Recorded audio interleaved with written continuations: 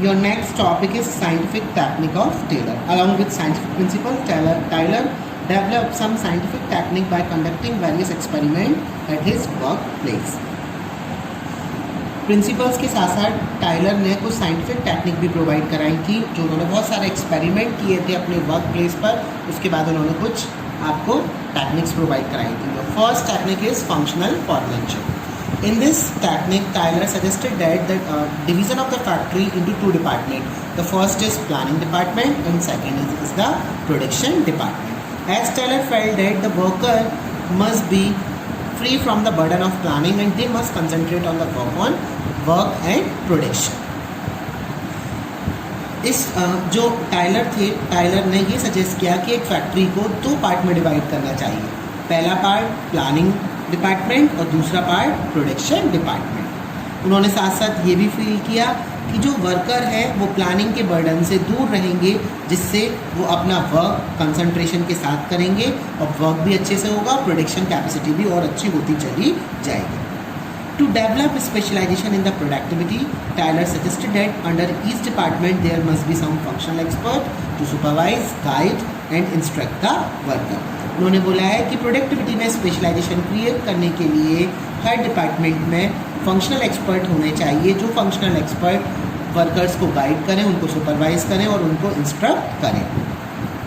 और उन्होंने बोला है मिनिमम 8 आपके कितने होने चाहिए, मिनिमम 8 एक्सपर्ट एक फैक्ट्री को चलाने के लिए होने चाहिए.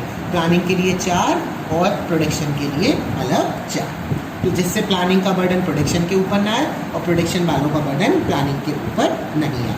उन्होंने साथ में ये भी बोला है कि जो एक फोरमैन होता है वो सारे पार्ट में एक्सपर्ट नहीं होता है, तो मिनिमम 8 एक्सपर्ट वहाँ पर होने चाहिए जो वर्कर को ऑब्जर्व करें, इंस्ट्रक्ट करें, जिससे स्पेशलाइजेशन भी क्रिएट होता चला जाए. सो ये जो प्रिंसिपल है ये that is the extension of division of labour. Labour का डिवीज़न किस तरीके से करना है, ये आपका किसका principal, that is the extension of division of labour. Labour को किस तरीके से बढ़ाना है, ये उसकी तरफ सबसे ज़्यादा ध्यान देता है. ये जो साथ के साथ टाइलर ने ये भी बोला है, जो हमारे फोरमैन हो वो बहुत ही इंटेलिजेंट हो, एजुकेटेड हो, एनर्जेटिक हो, ऑनेस्ट हो, जिससे और प्रोफेशनल एक्सपर्ट और स्पेशलाइज्ड हो. और एक पर्सन के अंदर ये सब क्वालिटी फाइंड आउट करना बहुत ही डिफ़िकल्ट होती है, तो उन्होंने मिनिमम 8 एक्सपर्ट को रिकमेंड किया. हर एक डिपार्टमेंट में 4, जब 4 और 4 मिलकर 8 हो जाएंगे तो वो बाकी के लोगों को क्या करेंगे, गाइड करेंगे, सुपरवाइज करेंगे, इंस्ट्रक्ट करेंगे, जिसपे स्पेशलाइजेशन और बेटर क्रिएट होती चली जाएगी. Now I will explain through some diagram. The factory is divided into 2 part. First is planning in charge, second is production in charge. In planning in charge, the first foreman is route clerk, second is instruction card clerk, third is time and cost clerk, and fourth is disciplinarian. In production in charge, first is gang boss, second is speed boss, third is repair boss, fourth is inspector. They all instruct to the workers. So that's the diagram of functional foremanship. Factory को हमने 2 part में divide किया. अब route clerk, instruction card clerk, time clerk और disciplinarian, gang boss, speed boss, repair boss और inspector, इन सब का क्या काम होता है, ये चलो मैं आपको एक्सप्लेन करता हूँ. Under planning department the first is root clerk. ये जो फॉरमैन होता है ये हमारा रिस्पॉन्सिबल होता है सारे स्टेप्स और सीक्वेंस को फिक्स आउट करना कि मैनुअल जॉब है या कोई भी मैकेनिकल जॉब है, मशीन पे किस तरीके से काम करना है, उसकी सारी स्टेप कौन डिसाइड करता है, रूट क्लर्क डिसाइड करके देता है, ताकि सारे लोगों को सीक्वेंस पता होता है, सीक्वेंस वाइज हमें किस तरीके से प्रोडक्शन स्टार्ट करना है. सेकेंड जो हमारा आता है इंस्ट्रक्शन कार्ड क्लर्क. ये जो फॉरमैन होता है वो रिस्पॉन्सिबल होता है जनरल इंस्ट्रक्शन देना कि जॉब को किस तरीके से स्पेसिफाइड मैनर, जैसा हमने डिसाइड किया, हमने एक पर्टिकुलर मैनर डिसाइड किया है, उस तरीके से आप जॉब को किस तरीके से आप स्पेसिफाइड मैनर में परफॉर्म करेंगे, उसके लिए general instruction card clerk provide कराता है. Third is time and cost clerk. Preparing time and cost sheet.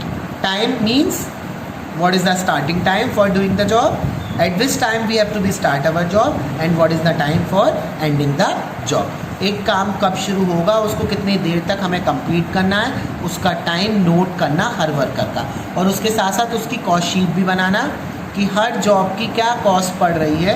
ये किसका काम होता है? टाइम एंड कॉस्ट क्लर्क का काम होता है। नेक्स्ट आता है हमारा डिसिप्लिनरियन। ये जो फॉरमैन होता है वो रिस्पॉन्सिबल होता है कि हमारी जो भी जॉब परफॉर्म की जा रही है ऑर्डरली और सिस्टमेटिक वे में हो। अगर कोई भी डिसिप्लिन से रिलेटेड मैटर आएगा तो ये पर्सन उसको देखेगा। तो जो प्लानिंग डिपार्टमेंट में उसमें 4 लोग हो गए आपके, route clerk, instruction card clerk, time and cost clerk and last is disciplinary. अब now we are talking about the under of operational department. The first person is gang boss. He arrange all machines, tools and other resources required for performing the job, so there is no delay in doing the job. ये सारी machines को arrange करके देता है, क्या क्या कौन कौन सी मशीन्स चाहिए, क्या क्या टूल्स चाहिए, क्या क्या इक्विपमेंट्स चाहिए और क्या अदर रिसोर्सेज रिक्वायरमेंट होगी उस जॉब को परफॉर्म करने के लिए, वो ये सब प्रोवाइड करा के देते हैं जिससे जॉब में वर्क में कोई भी डिले क्रिएट ना हो। सेकेंड इसी में हमारे आते हैं speed boss. Timely and accurate completion of job. एक स्पीड मेंटेन करना, टाइम से जॉब को कंप्लीट करके देना, टाइम से भी कंप्लीट करना और जॉब को पूरा कंप्लीट करना और उसकी स्पीड को मेंटेन कराना, ये स्पीड बॉस का काम होता है। नेक्स्ट हमारा आता है रिपेयर बॉस। रिपेयर बॉस का क्या काम होगा? ये इंश्योर करते हैं कि सारी मशीनरी और टूल्स वर्किंग कंडीशन में है, जिससे हमारा प्रोडक्शन में कोई भी डिले ना हो। किसी भी मशीनरी की खराबी हो रही है तो वो पहले से पहले रिपेयर बॉस ठीक करा के आपको प्रोवाइड कराएगा, जिससे प्रोडक्शन प्रोसेस डिले ना हो। लास्ट जो इंस्पेक्टर होता है, इंस्पेक्टर का मेन वर्क क्या होता है? वो हमारा पूरी क्वालिटी को चेक करता है कि जो हमारा आउटपुट निकल कर आ रहा है वो स्टैंडर्डाइजेशन को फॉलो कर रहा है नहीं कर रहा है। तो ये किसका काम होता है? इंस्पेक्टर का काम होता है। टेलर ने साथ साथ ये भी बोला है, फोरमैन जो होते हैं वो इंस्ट्रक्शन देते हैं, ऑर्डर देते हैं, जिससे वर्कर की एफिशिएंसी और इम्प्रूव होती चली जाती है।